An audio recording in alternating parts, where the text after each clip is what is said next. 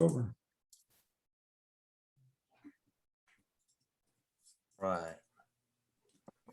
All right, good to be with everybody this morning. With our reading and discussion this week, we're picking up in Mark chapter 9, and we'll be picking up in verse 30 here with our reading in just a moment.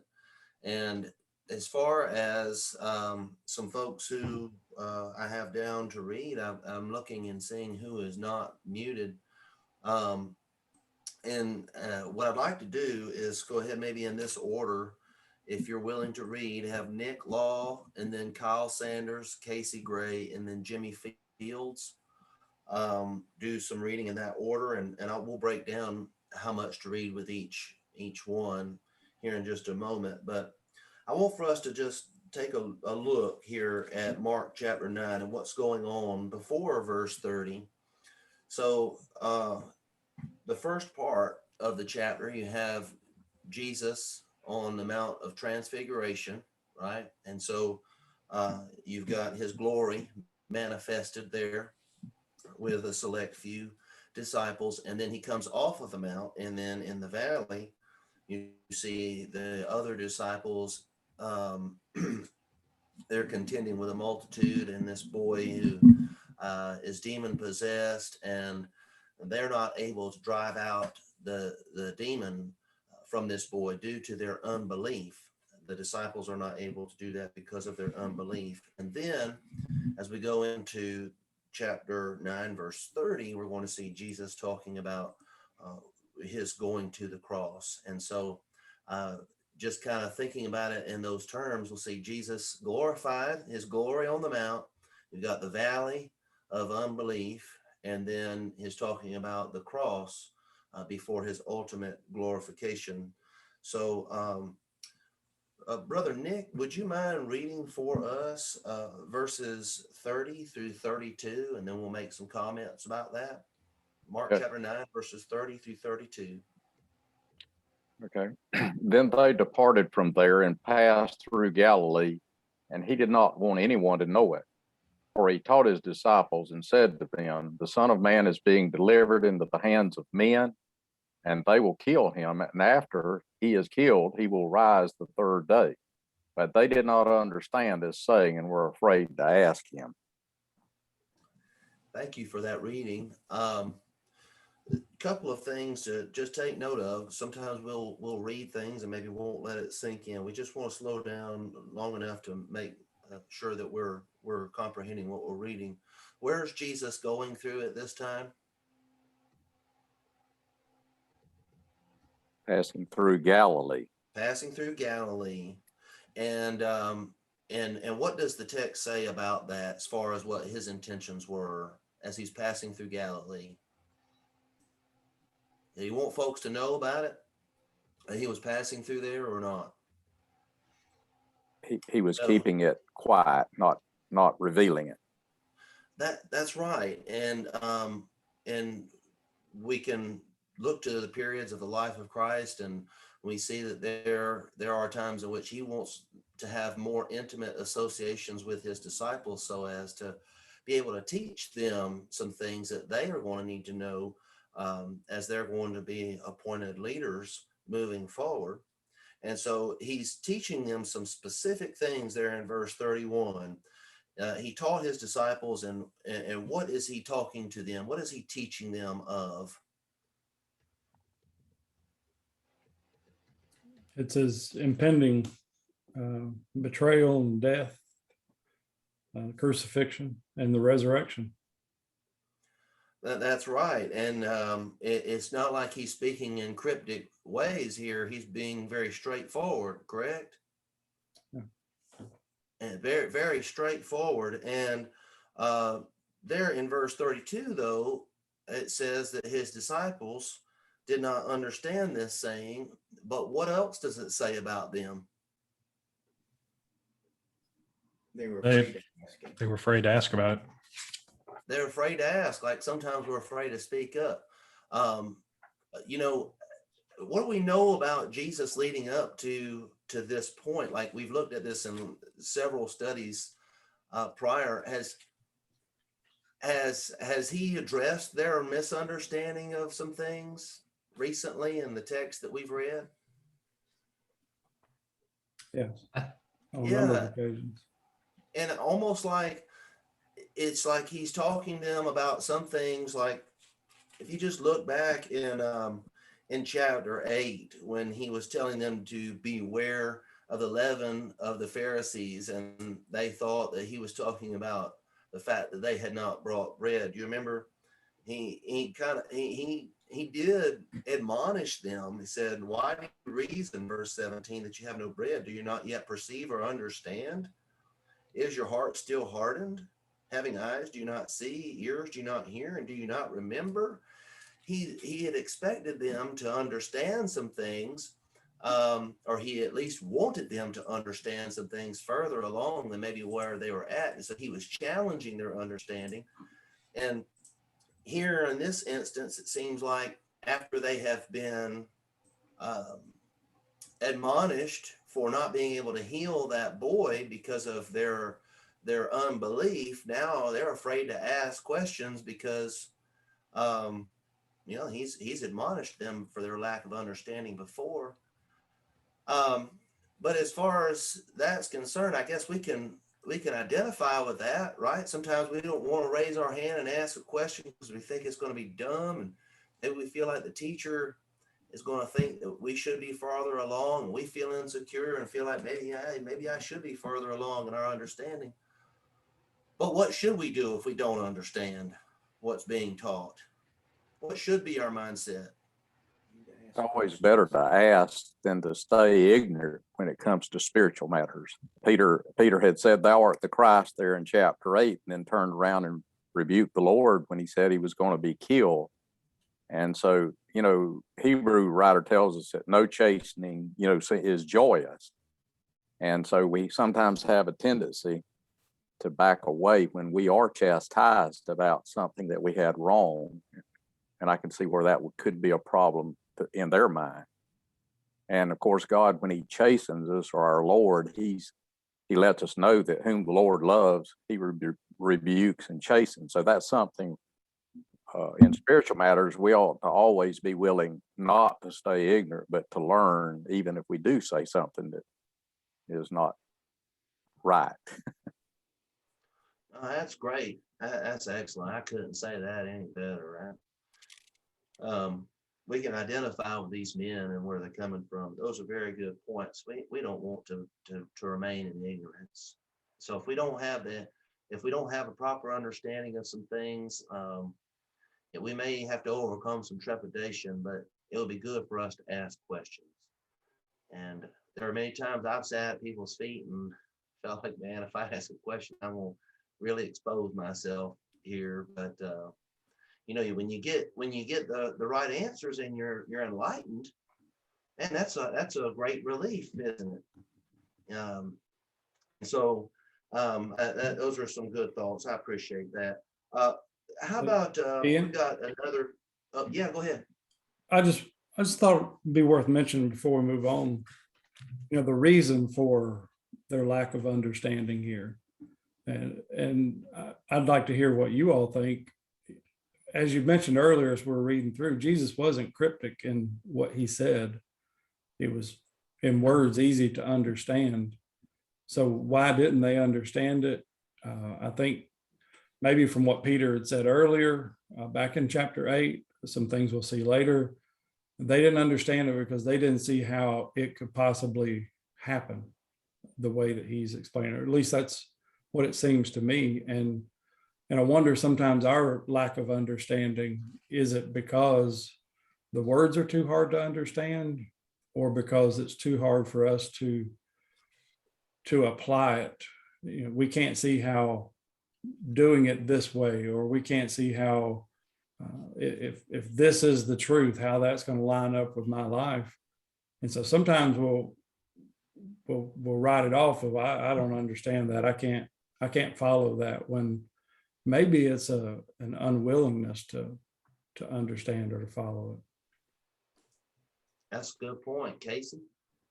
I was thinking as both of y'all were talking, kind of again, the underlying problem is a sense of pride, kind of unwillingness to be vulnerable, to show that you don't know what it seems like you know, to show that you're just not getting it. I mean, these guys were told by Jesus point blank that he's going to Jerusalem, he's going to be killed, back in chapter 8, and now they're told again.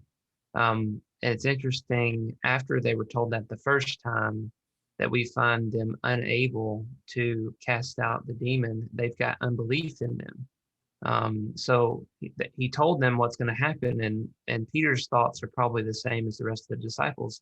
That will never happen to you.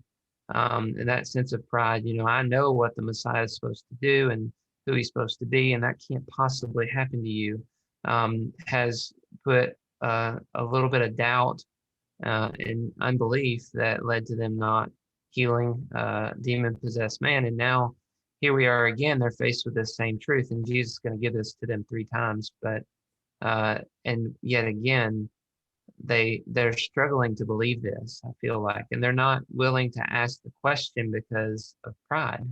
They think that they want to be the greatest, and this is where we're going with the rest of the section. It's really about to talk about that a lot, but that's essentially at the root of the problem. I think you're on to something there, as we're going to look to the context and see that pride is an issue of their heart. Good points.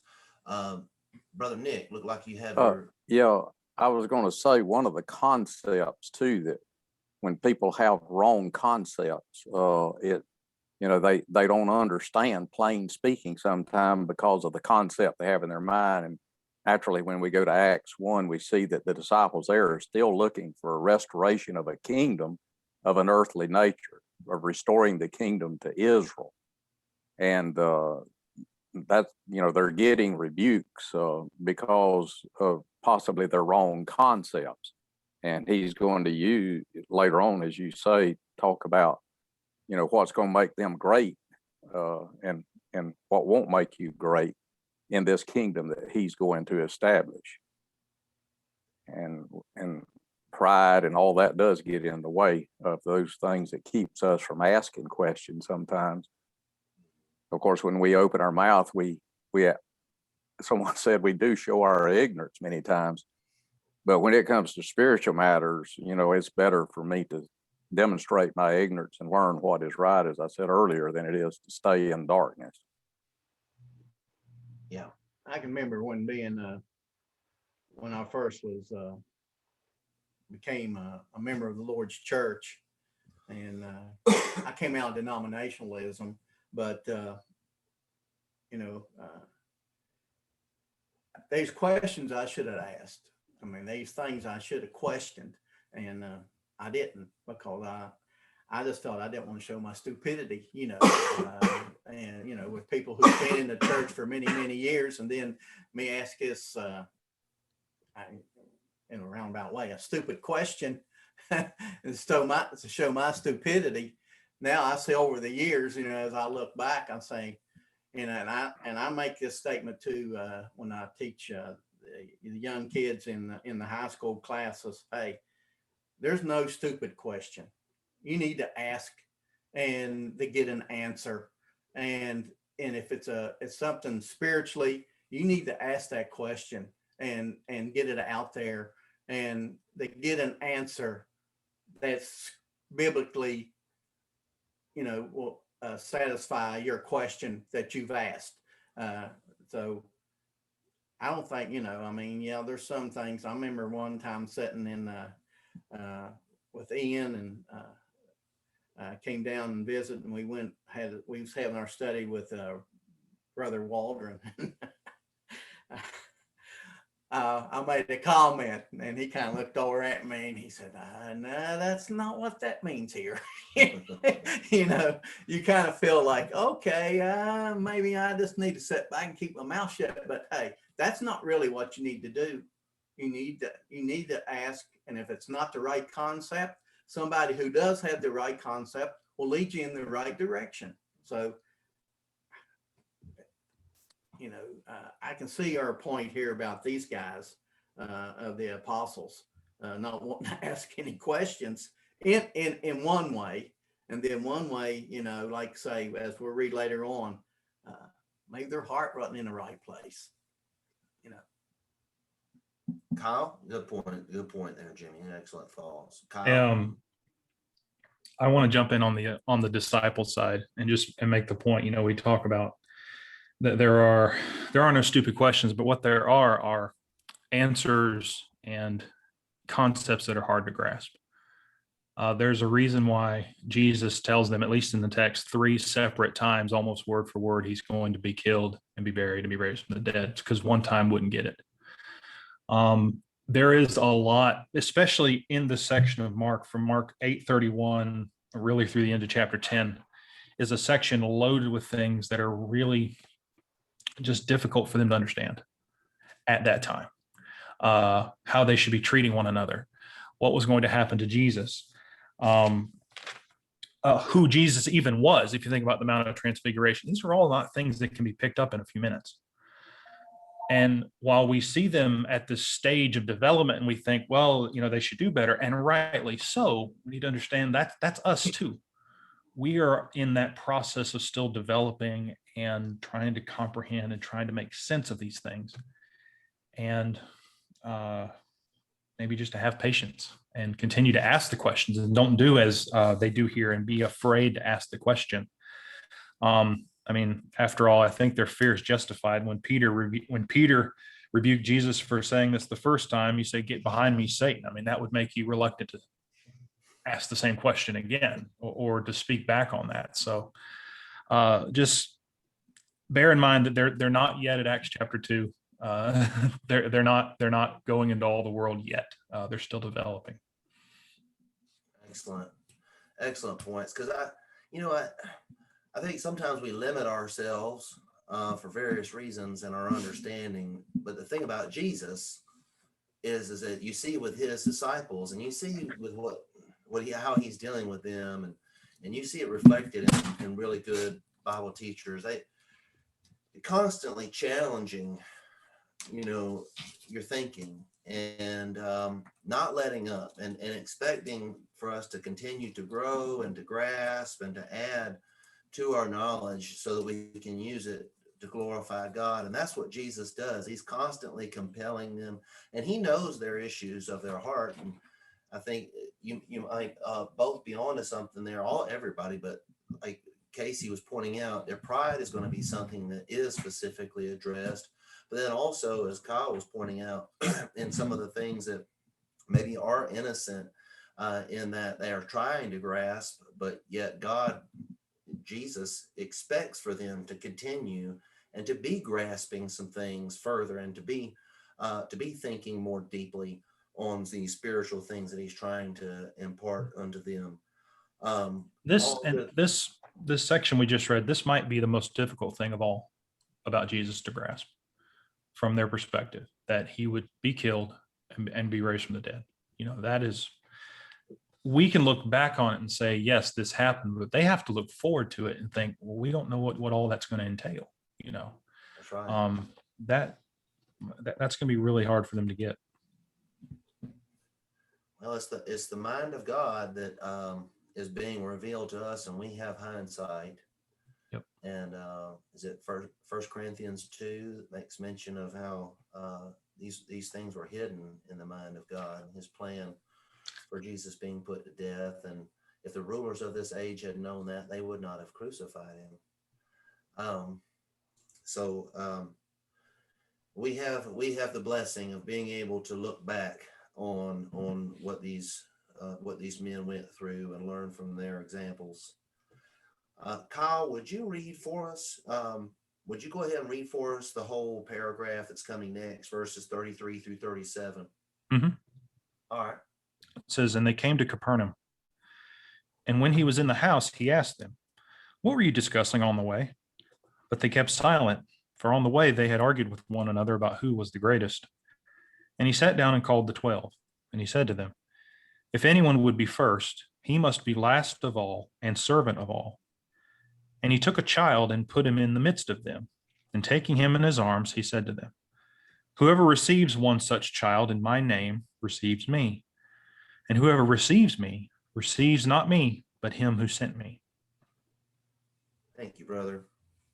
So on your map, if you're looking through and you see in the life of Christ, Galilee up in the north, and then you can find on your map Capernaum right there on the edge of the Sea of Galilee.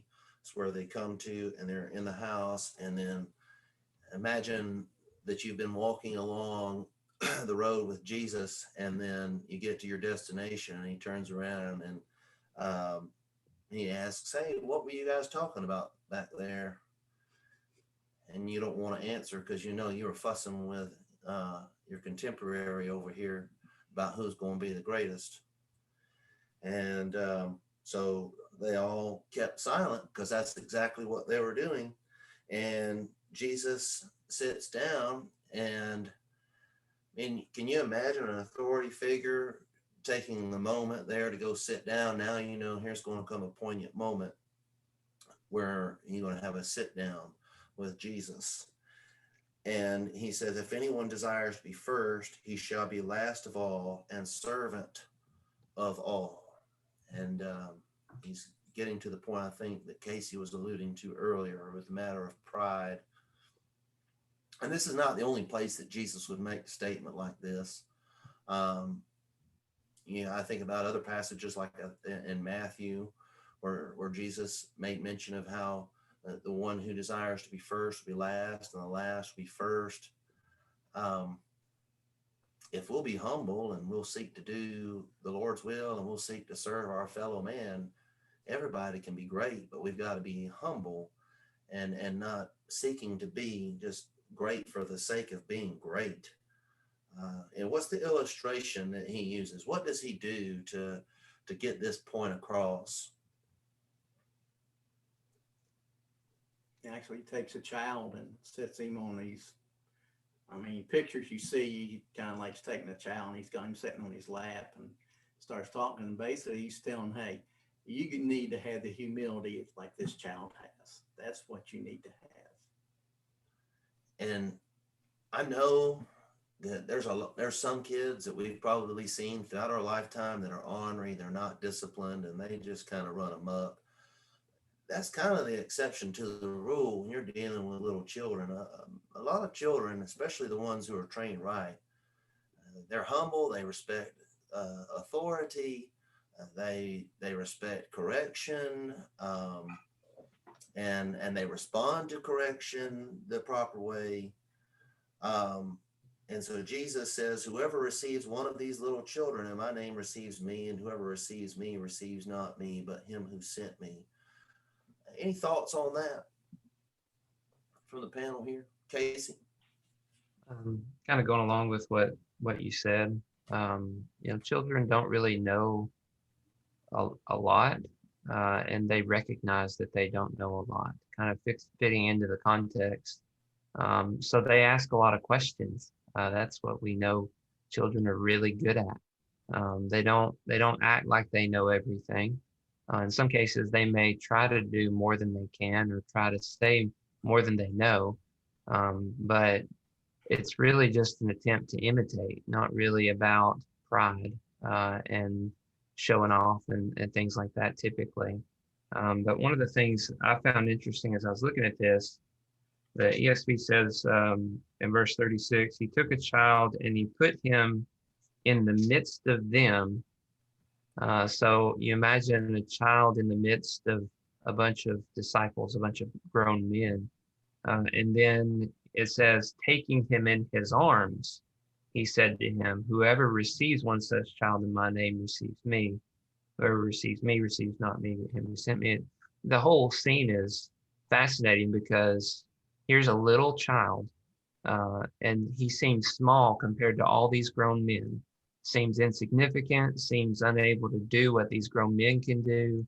And, if you're looking at a crowd and you're choosing somebody to do your work or to help you, you're probably not going to choose the smallest little one and think he can do anything.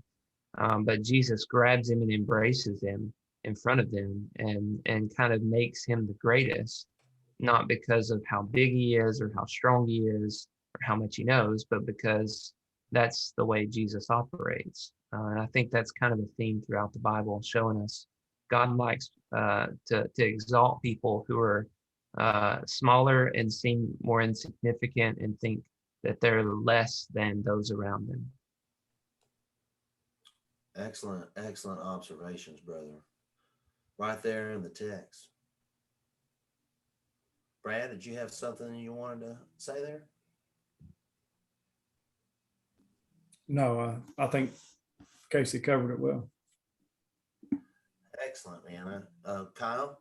I did want to bring in one thing Casey said from earlier. He mentioned the pride of the disciples, and I think that's an excellent observation, and it certainly applies here. They have their pride has come up really in two ways.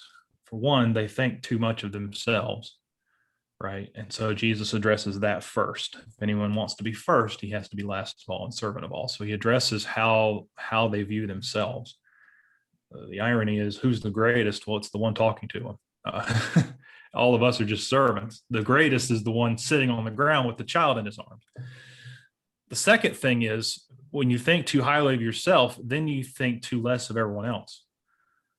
You start to mistreat and rank and say, well, I am greater than you now. And that's what he addresses in the second part. Instead of ranking and saying, I am greater than you, you serve me, rather looking at yourself like a child then means, well, then I'm going to receive everyone like a child. Instead of looking to be greater, you're looking to take in, to receive, to be kind and humble with one another. The fact that Jesus would do that, he would first become a servant of all, and then he would receive really anyone, but definitely the child here is it's a good example. But again, something else difficult to understand, because in earthly kingdoms, you have a leader and then you have people under him and so on. And Jesus says, we're not like that at all, and that's another difficult one to swallow. Yeah. How do you make yourself a child? How do you go from being a full-grown man to being a little child in the midst of men? It's a complicated, complex kind of idea to think about, and you can see in it the difficulty of trying to accomplish that. Like, how do I accomplish making myself smaller? It goes against everything inside of us and all that we want to do, because we really want to be bigger and we want to be more loved and more well thought of. But what Jesus is trying to get the disciples to understand is, if you'll just serve everybody else and love everybody else, then I'll exalt you, and you're showing you trust me, and that you know and believe that I'll take care of you in the end. And that's what he's looking for. Yeah, if you want to feel small, compare yourself to Christ. Yeah. That tends to put you back in your place. Yeah. There is and I don't know if we'll have time to talk about it this morning, there is a contrast here from what he says in verse 37 about receiving one of these little children. And then you come on down to verse 42 and says, but whoever causes one of these little ones who believe in me to stumble, it would be better for him if a millstone were hung around his neck and he were thrown into the sea. And so maybe as we discuss that, I'm guessing probably next week, we might point out some additional things about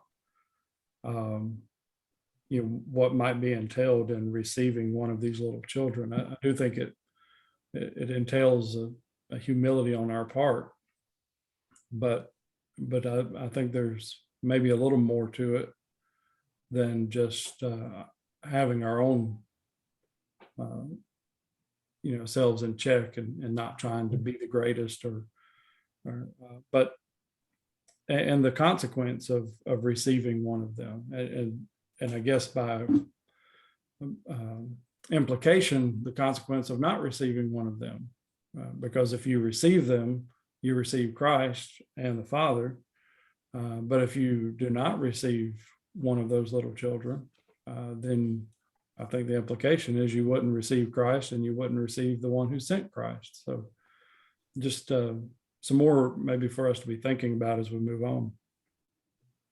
Yeah, it reminds me in terms of receiving the child, receiving Jesus, it reminds me of Jesus's teaching in Matthew 25, with as you did to the least of these, so you did to me, that same sort of equation that he makes between how you treat one another and your relationship with Christ. He does a similar thing here. And what a fantastic kingdom to live in, where everybody is seeking to serve people who are lower than them. Like that's the whole goal and mission of every single person. I mean, I can't even imagine a more perfect society. And the further we get away from that, the more difficult it is to live and to enjoy life. We might say the emphasis here is in receiving. While this was a little child, it could be anyone that we might be receiving that we're going to serve, but it has to be in my name. It has to be in the authority that Christ said. We can't just receive people any old kind of way. And I think that needs to be emphasized in that verse. That's an excellent point. That's an excellent point. I think, and that point kind of will help us as we look forward to the next paragraph. But we're right at about 30 minutes. Brad, do we have enough time, you think, to at least look at a couple of things there in the next few verses? Sure. I always go about 40 minutes, so I'm not going to cut you off.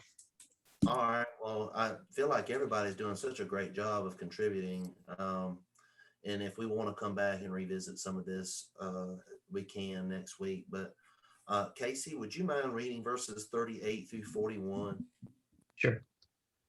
John said to him, "Teacher, we saw someone casting out demons in your name, and we tried to stop him because he was not following us."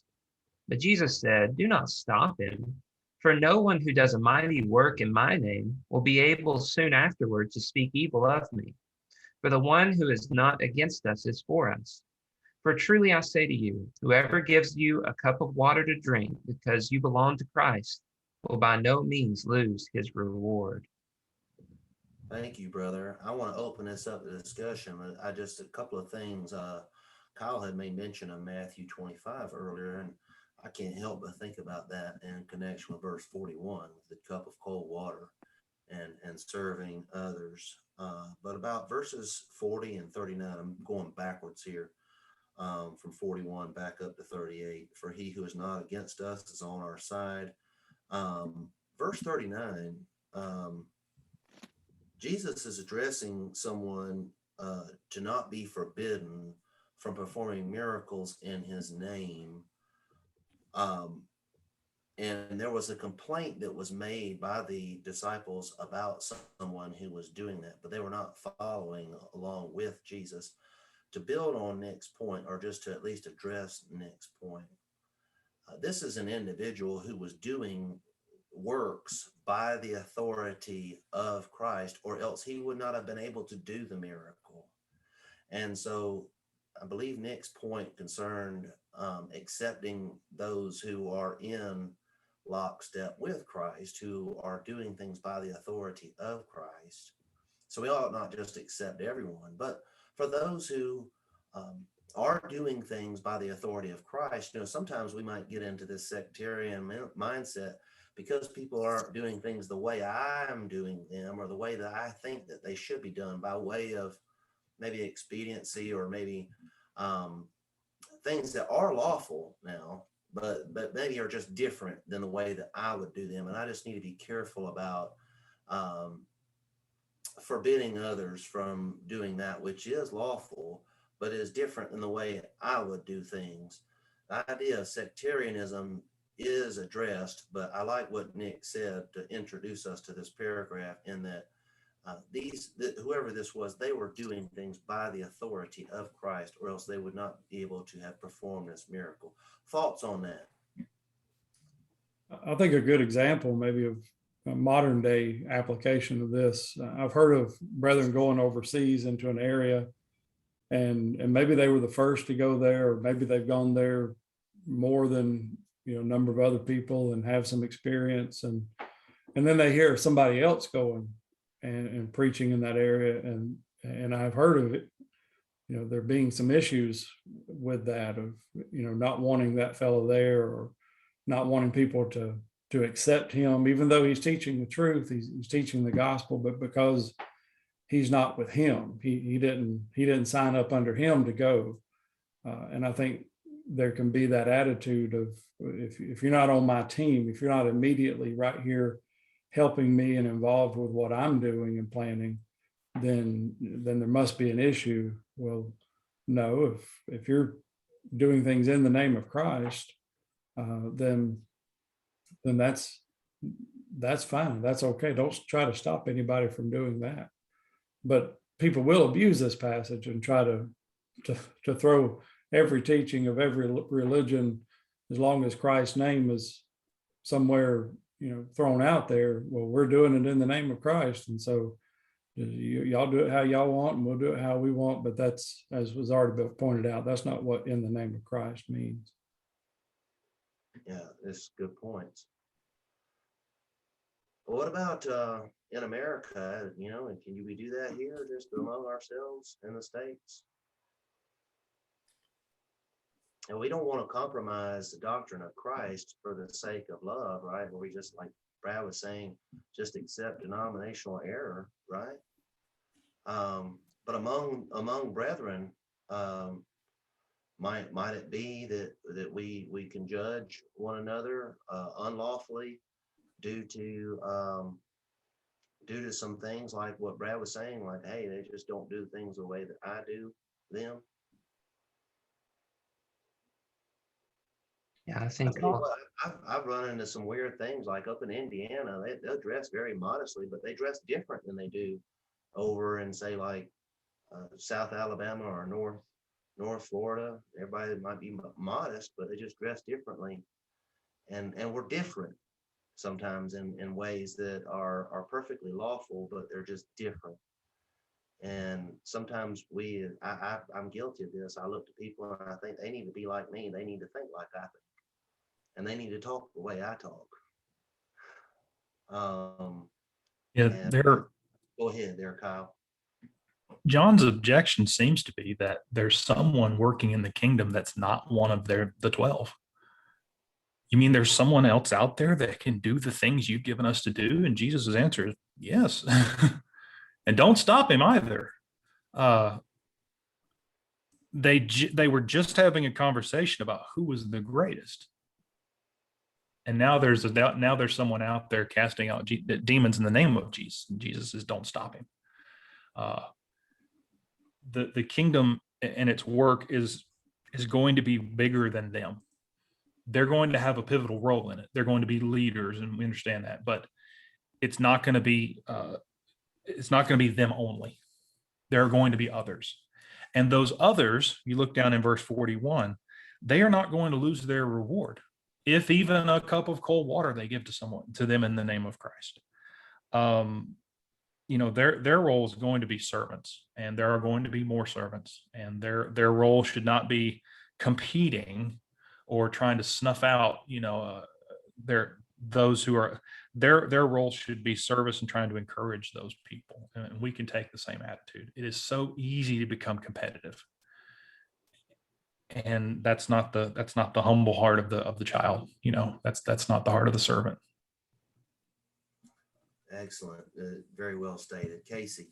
yeah, the goal is for everybody to receive as much reward as they can possibly get. Like, the more we learn about the New Testament, the more we understand that the blessings God has and the rewards that God offers are so much bigger than anything we can imagine, that we really want everybody to get as much as they possibly can out of it. And that should be more so the mentality we have. We want everyone to succeed.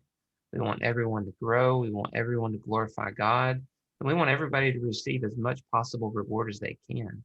And that's totally different from what that they were used to. It's totally different than what we're used to on earth. But that's the way Jesus was trying to show them the kingdom's supposed to be. Our view, our perspective is supposed to be on this earth. Great thoughts. Oh, Jim, oh, go ahead. got anything you might add? Man? No, seemed like everybody summed it up pretty good here. I would say this is sort of an aside, but don't miss in 41 that Jesus says, because you belong to Christ. It was Peter who said he was the Christ. And then it's Jesus saying, if one belongs to Christ, he's it's sort of in passing, but he's admitting what was stated earlier, which I think is important to note. Excellent thoughts. I thought everybody did a great job. You guys really helped me today. And I appreciate everybody who's been willing to benefit from this. I hope that you benefited from the reading and discussion today. We've gone through verses 30 through 41, covered 11 verses there, and Lord willing, we're going to pick up next week in verse 42. We'll close out the chapter and see what we can do as far as getting to chapter 10. But I appreciate Brad facilitating all of this, and I appreciate everybody's contributions and for the opportunity for me to do some things today as far as calling on folks to read and everything. It's been very beneficial. Thank y'all. Thank you.